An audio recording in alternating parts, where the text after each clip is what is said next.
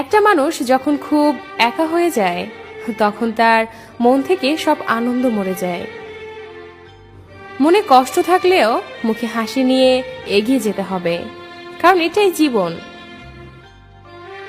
এখনকার ভালোবাসা ভালোবাসা নয়, তাতে মিশে থাকে কিছু মিথ্যে অভিনয়।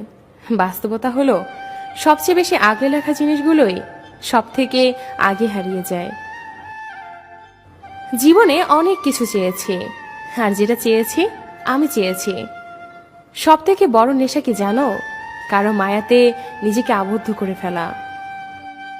প্রিয় মানুষগুলো যখন মন খুলে কথা বলে তখন সত্যি অনেক ভালো লাগে। বাস্তবতা হলো প্রয়োজন ছাড়া এখন কেউ কারোর সাথে কথা বলতে চায় না। কতটা ভালোবাসি জানি না, তবে রাতে ঘুমানোর আগে এবং সকালে ঘুম থেকে ওঠার পর শুধু তোর কথাই মনে পড়ে।